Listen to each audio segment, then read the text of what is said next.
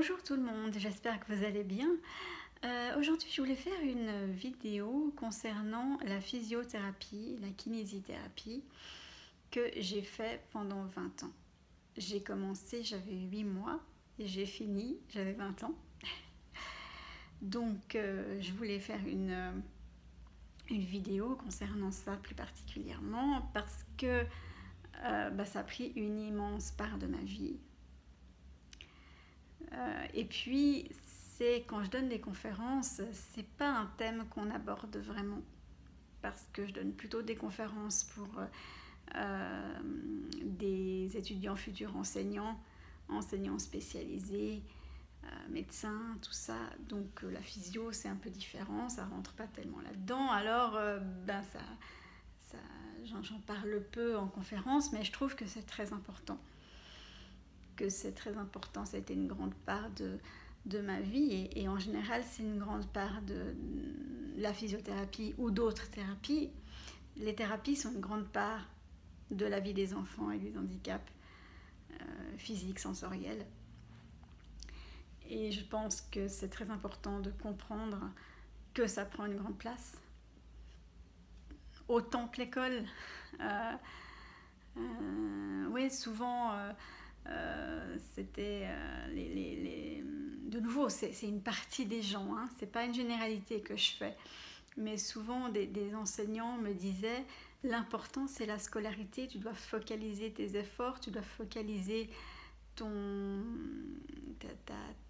temps pour l'école, travailler, faire les devoirs, faire tes exercices, prendre du temps pour l'école.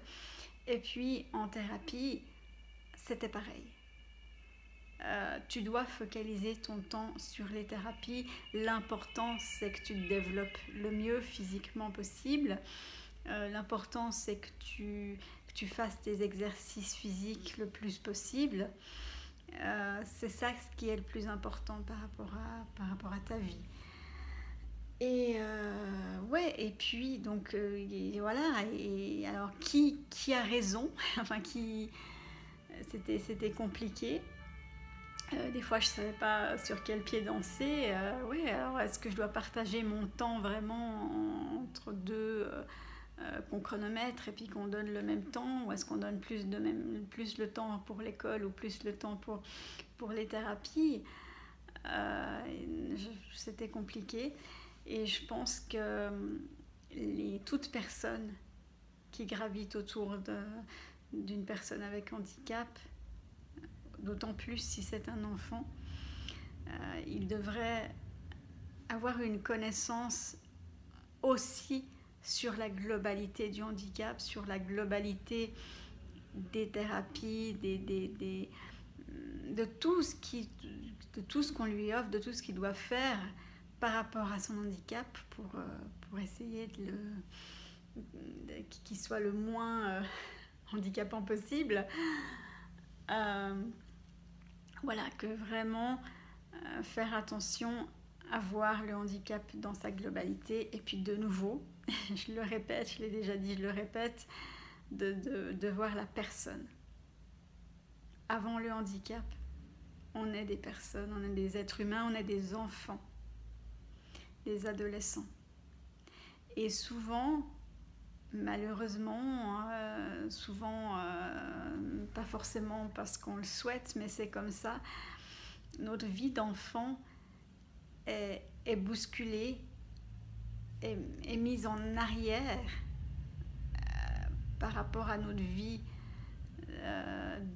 du handicap, du déficit, parce qu'on doit s'en occuper. On n'a pas beaucoup de temps pour jouer, pour faire des choses d'enfant, pour réfléchir aussi à des choses d'enfant. Le fait de faire des thérapies depuis toujours jusqu'à ce qu'on devienne adulte fait qu'on devient adulte beaucoup plus tôt. On est avec des adultes une grande partie du temps, à l'école déjà, comme tous les enfants, mais en plus on va encore faire des heures de thérapie avant ou après l'école, plusieurs fois par semaine. Donc de nouveau dans un monde d'adultes où on est dans le médical, on est avec les médecins, on a des rendez-vous médicaux, donc de nouveau avec des adultes. Donc ça nous fait grandir beaucoup plus vite. Ça nous fait réfléchir à des choses d'adultes que la majorité des gens réfléchissent beaucoup plus tard ou même jamais. Il y a plein de questionnements avec le handicap qui existent pour nous et qui n'existent pas pour le reste des gens. Donc tout ça, ça prend énormément de temps, ça nous fait devenir adultes beaucoup plus vite, à réfléchir différemment, ouais. Et alors d'un côté c'est super, enfin moi je trouve que c'est super parce que souvent les gens nous disent oui, cet enfant est super mature, cet enfant il a appris tellement de choses, on le voit, on le sent tellement oui, il réfléchit comme un adulte ou il est calme, il sait ce qu'il veut, il sait ce qu'il dit. C'est super. C'est super. Moi, je pense que au final, je suis contente d'avoir eu cette vie et puis que je suis devenue adulte beaucoup plus vite sur beaucoup de points.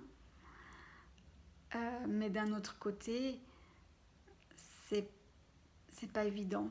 C'est pas évident. Des fois, on aimerait juste faire des choses d'enfant, aller s'amuser et aller jouer avec d'autres, rigoler, se reposer, prendre du temps pour se reposer. C'est quelque chose que malheureusement on n'a pas beaucoup de temps pour ça. Et il en faudrait plus parce que notre corps est fatigué. Notre corps a besoin de plus d'énergie pour faire les choses de la vie quotidienne. Et une énergie beaucoup plus grande, pas seulement un petit peu. Donc pour ça, il faudrait qu'il puisse se reposer plus. Mais on lui demande beaucoup plus de choses. Donc il n'a pas de temps pour se reposer. Donc ça, c'est aussi quelque chose de très important, de quelque chose qui nous manque.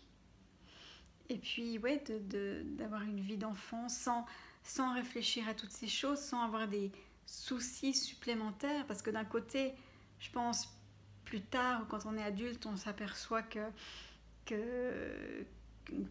a appris plein de choses, que c'était comme ça, et que c'est bien, on a appris plein de choses, qu'on est plus réflectif ou je sais pas. Mais d'un autre côté, quand on est enfant, sur le moment, c'est des questions très compliquées qu'on se pose souvent.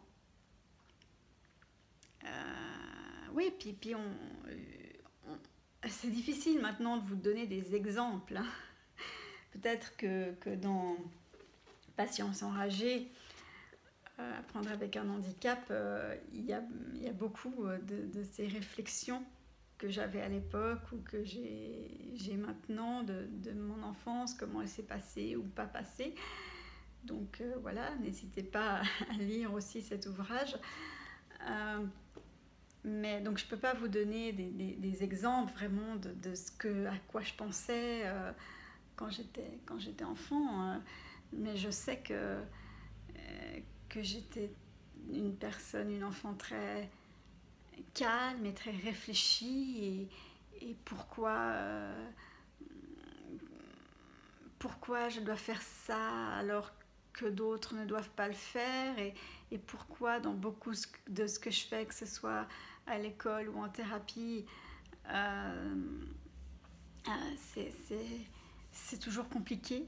C'est toujours compliqué, il y a toujours des soucis. Je fais de mon mieux, vraiment, je sais que j'ai fait de mon mieux, mais ça satisfaisait rarement les gens. Donc on se pose des questions, on sait qu'on fait de son mieux, on essaye toujours plus, mais à un moment, on n'arrive pas à faire encore mieux. Et on se dit, mais c'est jamais assez pour beaucoup de gens, pas tout le monde, de nouveau. Hein. Donc tout ça, ça fait réfléchir et c'est quelque chose, une réflexion. Ça, c'est pas une réflexion super saine. Enfin, ou je sais pas si c'est le bon mot, mais c'est pas une réflexion qu'on devrait avoir, que les enfants devraient avoir, en fait. Voilà, c'est ça ce que je voulais dire.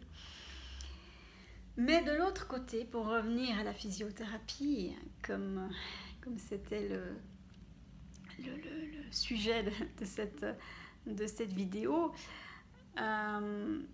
j'ai eu énormément de chance. J'ai eu 2 grandes chances particulières. Une, c'est d'avoir pu faire ma physiothérapie et puis l'ergothérapie aussi. Bon, j'en ai fait beaucoup moins longtemps, mais quand même, à domicile. Ma physio travaillait chez elle à l'époque. Ça, c'est une énorme chance. Je me suis souvent dit, qu'est-ce que ça aurait été? Ça aurait été encore beaucoup plus différent, compliqué, justement à se poser des questions, mais pourquoi, comment, si j'avais dû faire ces thérapies à l'hôpital. Donc oui, ça a vraiment été une énorme chance. En plus, elle avait une famille, des enfants, donc c'était la vie de famille en même temps, quelque part. Bien sûr, j'allais pour travailler. On travaillait, hein, bien sûr, ça c'est clair. Mais il y avait les enfants à côté. Donc il y a des petites pauses, il y a la vie de famille, on entend les enfants à côté qui parlent, qui rigolent, donc on est un petit peu mis là-dedans. Et ma physio était quelqu'un d'extraordinaire. On se connaissait vraiment, vraiment super bien parce que ayant commencé la physio à 8 mois et puis finir à 20 ans, c'est une énorme part de ma vie. À chaque fois que j'ai un souvenir, quoi que ce soit, je me dis, elle était déjà là. Je ne sais pas à quel âge on a les premiers souvenirs, quand on est tout jeune enfant. Mais moi, voilà, elle était déjà là, mes premiers souvenirs. Donc, ouais, et puis c'était quelqu'un... Elle avait compris l'entièreté de mon handicap, que c'était un handicap global, qu'il fallait comprendre tous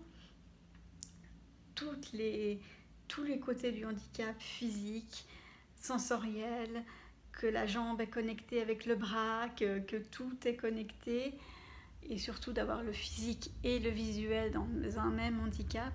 Elle avait tout à fait compris ça. Elle, par exemple, à chaque fin de séance, on prenait 5 minutes, 10 minutes, je ne sais plus, 5-10 minutes, à faire de la poursuite oculaire. C'est quelque chose qu'elle n'aurait pas dû faire, c'était pas à elle de faire ça, mais les personnes, mes enseignants spécialisés dans la vue, avaient dit que c'était important. Les médecins, mon ophtalmologue et tout, avaient dit que c'était important et que je devais le faire, mais je n'avais pas assez de temps pour le faire, il fallait presque le faire tous les jours. Donc elle avait compris ça. Alors elle prenait 5-10 minutes de son temps, de sa séance de physiothérapie, pour faire ça à la fin de la séance. Ça n'a rien changé à la séance, ça n'a pas fait que physiquement j'ai moins progressé parce que j'ai fait 5 minutes de poursuite oculaire à la fin de la séance. Voilà, elle avait compris ça, donc elle faisait ça, on faisait ça. Et puis on parlait de tout et de rien, je parlais avec ses enfants aussi, il venait la voir, tout ça, et puis on parlait, j'ai déjà dit ça dans différentes vidéos, mais voilà, on était vraiment amis et on parlait, et je lui posais des questions sur tout et n'importe quoi. Et elle me répondait toujours. Et puis, quand c'était des questions par rapport au handicap, par rapport à mes questionnements, par rapport à pourquoi ci, pourquoi ça, et comment je pourrais faire pour être mieux comprise aussi de tout ce monde, thérapeute, scolaire et tout, qui semblait ne pas comprendre ma globalité du handicap et en tant que personne, ben on discutait et puis elle me donnait des idées, des pistes. Après, il n'y a pas de miracle non plus. Hein. En tout cas, pour moi, voilà, il n'y a pas eu de miracle. Mais, enfin, je veux dire par là qu'il y a toujours eu des difficultés. Et de nouveau, je l'ai déjà dit, mais je pense que ça a beaucoup à voir avec le fait que j'avais un handicap multiple et non visible. Donc, super, hein, super, vraiment, vraiment dans un sens, mais très difficile dans l'autre à expliquer. Donc elle avait vraiment compris. Elle me prenait en tant que personne avant de voir le handicap. Et ça, c'est très très important aussi. Je l'ai déjà dit, je l'ai écrit, mais je le répète parce que c'est très très très important. Bien souvent, c'est non volontaire, hein, souvent. C'est non volontaire, mais c'est tellement, le handicap est tellement compliqué, qu'il soit multiple ou pas, qu'il soit non visible ou visible, mais souvent d'avoir un handicap, d'avoir un déficit, d'avoir ouais, c'est difficile, c'est compliqué. Ça rajoute des difficultés à la vie. Donc c'est tellement compliqué qu'il ne voit qu'une partie du handicap. Et c'est tellement ciblé, c'est tellement spécifique aussi, c'est tellement grave que chacun voit sa partie du handicap, du déficit, de la maladie et se préoccupe pas de l'autre membre, d'une autre partie, parce que c'était déjà tellement énorme à faire que ça se passe mieux, à étudier aussi, médicalement ou tout ça, qui vont pas regarder à côté, alors qu'il faudrait. Il faudrait prendre un temps plus grand pour, bien sûr, d'un côté, vraiment bien savoir sa partie du déficit, mais aussi prendre un temps et puis le renouveler pour comprendre la globalité du handicap, en n'oubliant jamais qu'avant d'avoir un handicap, on est des personnes, des enfants. On a les mêmes envies, on a les mêmes espoirs, on a les mêmes...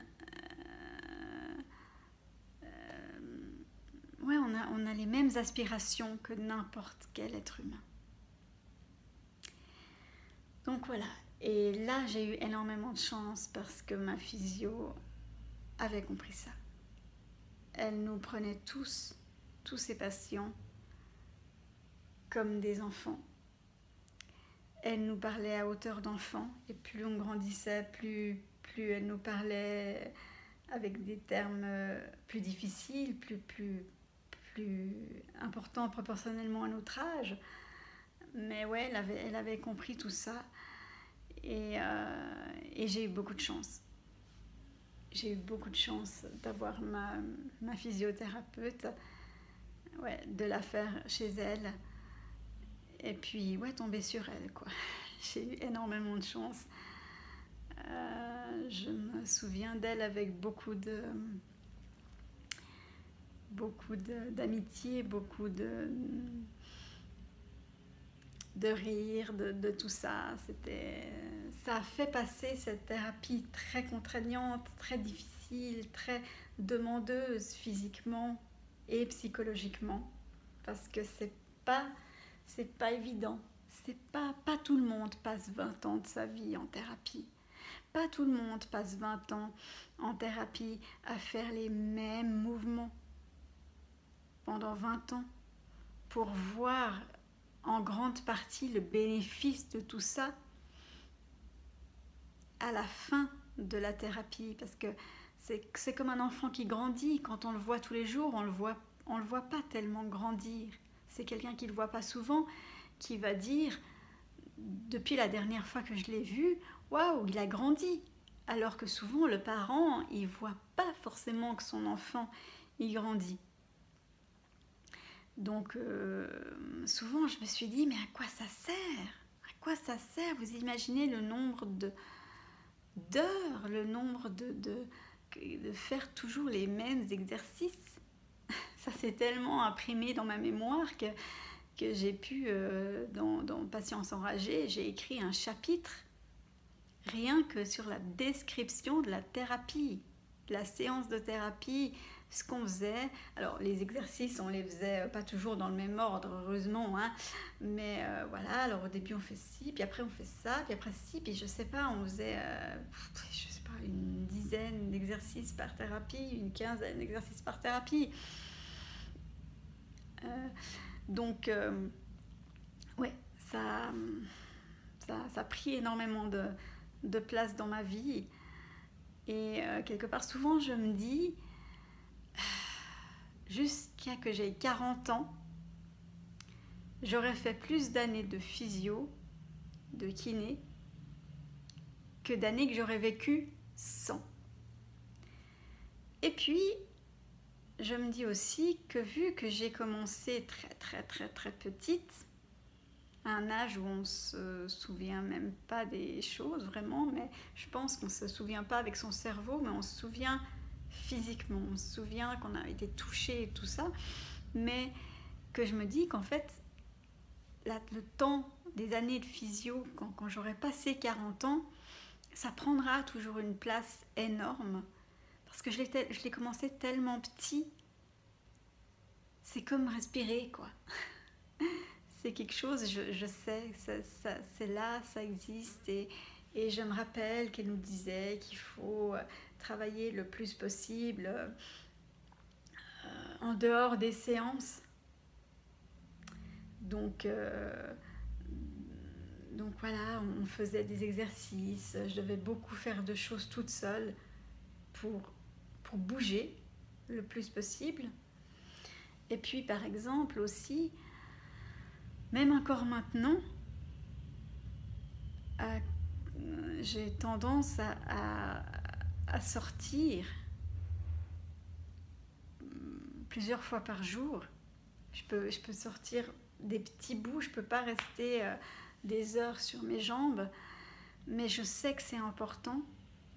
Donc je vais sortir plusieurs fois, parce que bon, de temps en temps, enfin souvent je dois aller faire des courses. Ouais, je veux voir des amis, je veux aller me promener. Mais par exemple, l'histoire d'aller se promener, en fait, j'ai dit je veux aller me promener, mais ça me demande beaucoup. Ça me demande beaucoup. C'est pas évident. Premièrement, il y a ces escaliers à descendre toujours. Mais je sais que c'est important pour moi. Donc, je le fais. Mais je le fais pas, ouais, youhou, j'ai envie de sortir. Alors, je prends ma veste, mes clés, mon téléphone et je sors. Et voilà, c'est un combat de marcher, c'est un combat de descendre les escaliers. Donc des fois je me dis, ouais, non, je vais juste rester, faire d'autres choses chez moi, travailler ou faire d'autres choses. Mais souvent, je me dis, non, tu sors. Tu dois sortir, tu sais pourquoi tu dois sortir, alors tu sors. Et je sors. Voilà. Donc ouais, je pense que c'est quelque chose que la physio, que le fait de l'avoir fait pendant 20 ans, c'est en moi.